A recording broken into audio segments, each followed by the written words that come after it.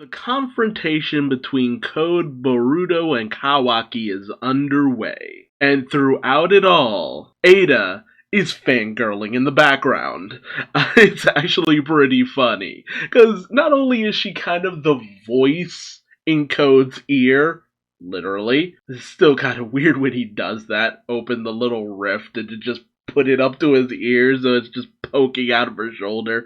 It's so weird. But she does determine that Boruto tracked Kawaki, and despite the fact that Kawaki was erasing his own chakra signature, and she's just like, it's probably an Otsutsuki thing, or a karma thing. At this point, it's really hard to tell.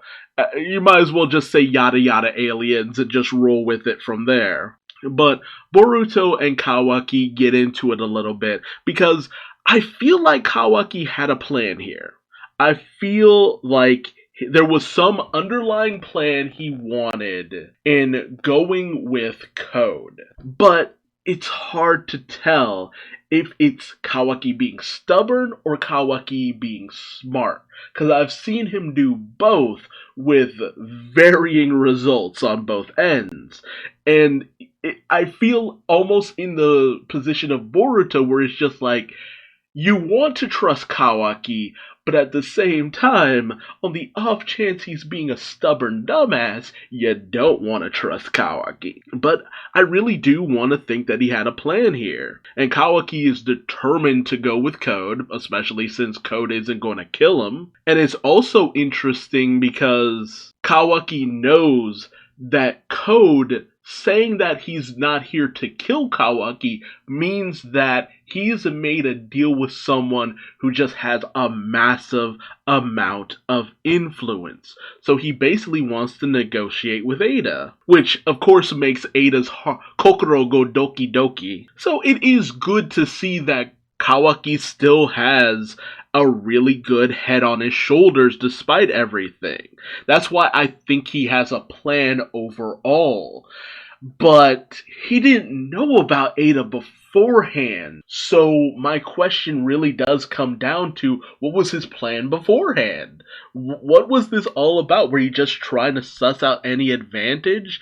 I mean, I get it, to a certain degree. You don't want to just wait around eternally for the enemy to just pop out when you least expect it. And Kawaki's all for it. It's just like, oh, okay, I accomplished one of my missions pretty much immediately. I'm down for it. But of course, Boruto's having none of that. It's just like, have Kawaki just disappear with the enemy here and now? Yeah, no thank you. And I love it because Boruto just up and slugs Kawaki one, despite the argument that they're having is basically just about protecting Naruto, because they freaking care about the old man. Come on. It's the battle of the Naruto fans. Boruto's just like, dude, I know you want to protect Dad. I want to as well. But I want to protect you too, bro.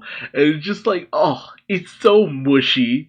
And even Ada has a bit of a moment where she's just like... She's getting all hot and bothered over what Boruto says here, because he just makes this really sweet declaration to Kawaki. And, I don't know, it's sweet, it's sappy, and I just really appreciate the fact that Ada's kind of digging into it a little bit. I really am kind of interested in seeing Ada interact with Kawaki and Boruto, because this whole relationship and situation going on between Ada, Boruto, Kawaki, Code, it's kind of fun. It's kind of fun, honestly. But then Code turns his attention to Boruto because, I mean, he's in his way, of course. And it's the weirdest way that Code introduces himself as, I'm Code. I worship the Otsutsuki, and I have inherited their grand will, the doctrine of the Otsutsuki. Praise be to Otsutsuki, the Saiyans of the Naruto universe. Which, I mean, seriously, they pretty much are. Like, if the Saiyans were the top dog in the universe, man, wouldn't it be wild if we find out, oh no, the Otsutsuki were the weakest thing out there in the galaxy. There's much stronger. And Boruto's just like, you're an underling. Yeah, I have no interest in you. And Code's just like, but I revere you, because the Otsutsuki are my gods. I worship the very ground that they walk on. And it's unfortunate that I have to feed you to the Ten Tails, but Otsutsuki will be done and all that. Gotta grow that divine tree. The tree of might ain't gonna grow itself. And, of course, we're about to get a throwdown. Boruto versus Code, kind of trying to establish the relationship between our current main villain and our hero of the story. Although I still have to say that Code being the main villain of the series still feels weird. Like, it really does feel like he just isn't the main villain. He doesn't feel like the guy we should be dealing with. He really does feel like a subordinate in all things that he does. That's the weirdest thing. And I'm not trying to disparage him or anything like that. And I mean, he originally was a subordinate, so of course he feels that way. But at the same time, that feels like that brings down this whole situation, because we're really at a point where, hey, you deal with Code. Everything else is kind of gravy from then on out, unless another set of Otsutsuki decide to show up. But Code sees this as an opportunity to test the quality of the sacrifice. Nothing creepy about that. And Kawaki's just like, you won't win, bro. And Boruto's just like, yeah, but I mean, running's not really an option here, and just kind of have to hope the grown-ups show up at some point and detect my chakra. So Boruto is just playing the stall game. He understands he can't win, but he'll do what he can while he can. Meanwhile, and god, I tried so hard the last review to give Naruto and the Sensory Ninjas the benefit of the doubt, because I understood where they were coming from, not completely trusting Boruto and a lot of the stuff he was trying to say, because he tends to be a little bit of a shit. But man, they dropped the ball hard on this one. Because I know they're trying to figure out where Kawaki went. You know, Ino is trying her best with all the Sensory Ninjas, but they're getting nada, zip, zilch, nothing. And again, I'm so glad that Ino is, like, so involved with things. Like, ever since she took over the Yamanaka clan, she has been stupid important. Like, my god, Ino is the most important in the series she has ever been. But it takes Ino to kind of point out the obvious to Naruto that it's just like, oh, if he's racing the chakra, we ain't never gonna fight him. It's just like, you think? And Naruto even thinks back to the fact that that's what Boruto told them. Hey, he's erasing his chakra, we'll never find him, he's probably beyond the village, blah blah blah. And Naruto's just like, oh right, the other son. And so he looks around, it's just like, Boruto? Where you at, buddy? And so he asks the Sensory Ninja Nishi, the guy who was, watching over the house before, it's just like, bro, where's Boruto? Kinda want him for a moment. And the dude's just like, I'm sorry, he doesn't seem to be anywhere nearby. And it's just like, dude, the shit. What an incompetent motherfucker. Are you telling me you couldn't scan for Kawaki and still keep an eye on Boruto at the same time? This guy was complete fodder bullshit. Fucking fire this dude right here and now. Just shit, I really tried to give this motherfucker the benefit of the doubt. No, he was undeserving of my grace. Even Naruto was just like, wow, you dumb fuck. You're totally fired. Oh man, Naruto, I don't know if it's because you lost Kurama or what, but man, you dropped the ball hard. How did no one notice Naruto sneaking out? Like, unless he also masked his chakra signature or something, I would have loved it if he at least left a shadow clone behind too. Pulled the same trick as Kawaki, but no, he just freaking left. While everyone else was busy. Like, oof, that's shameful. That is mad shameful. Disappointment, dishonor on your whole family.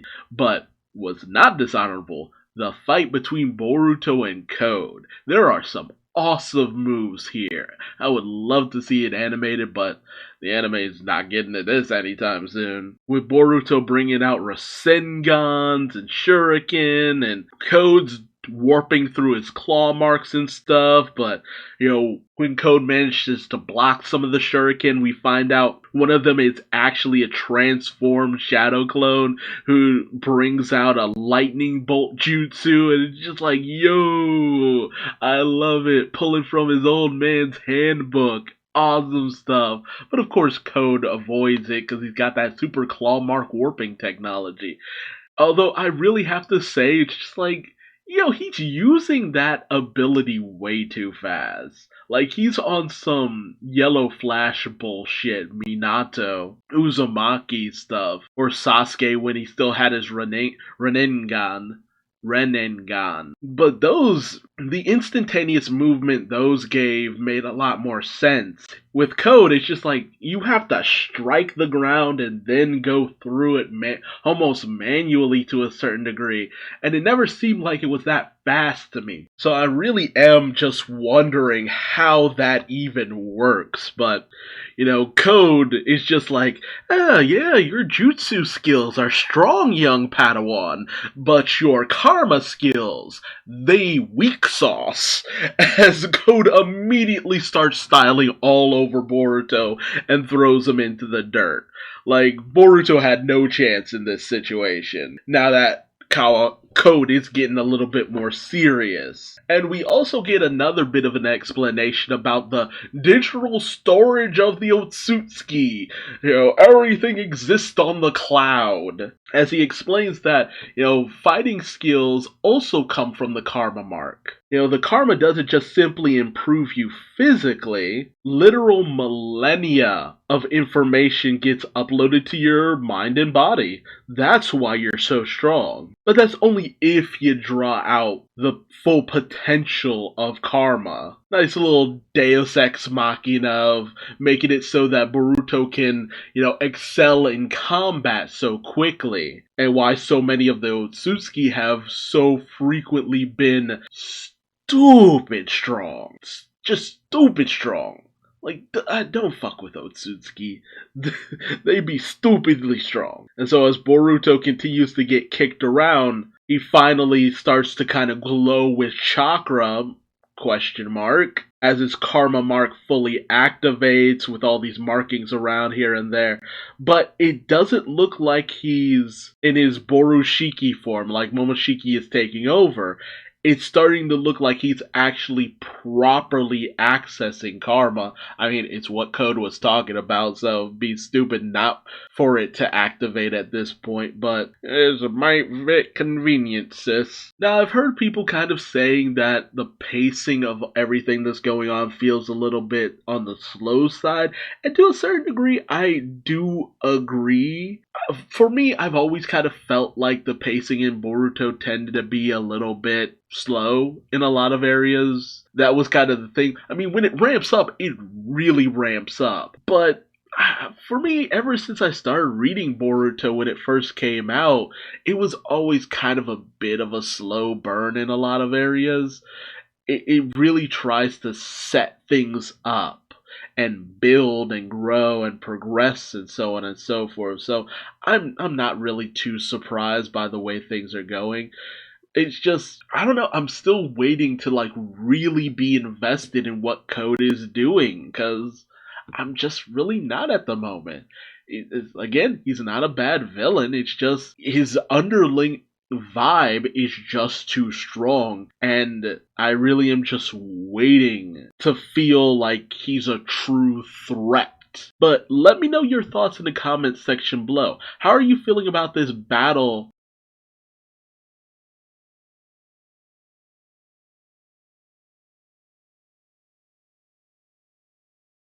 Otsutsuki knowledge server stored in the cloud and all that good stuff? Do you think he's just gonna up and take down Code? Is Code gonna be beat back and they'll have to train and stuff? Which I don't know how I feel about that, because it's just like, okay, where's the story going for the most part? Yeah, I know what the end goal is to a certain degree when it comes to certain characters, but at the same time, it's just like, I mean, really, what happens from here on out? Does Code amass followers? Does he continue to grow in power? And what do you think Kawaki's plan was? I still want to believe that he had a decent one, a good one, or whatever. It's just really hard to figure out what it is. So let me know your thoughts and feelings in the comment section below. If you like this video, please like, comment, subscribe, and hit the bell for notification. And until next time, I've been Duuz-Diz-Din, and I will see you later. Bye-bye.